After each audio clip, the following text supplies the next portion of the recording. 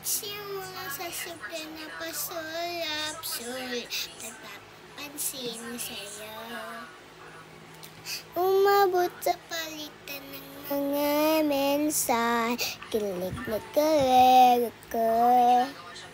Kumusta ka na? Hello, magandang umaga.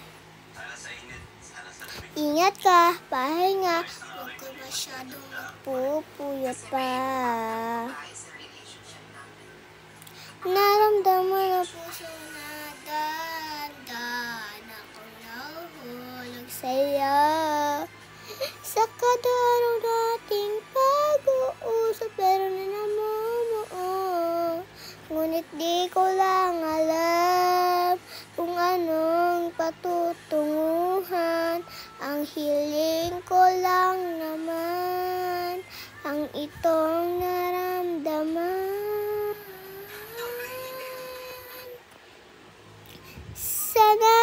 Sana naman ay mapagbigyan na nakakaligyahan, tibok na puso kong sa'yo.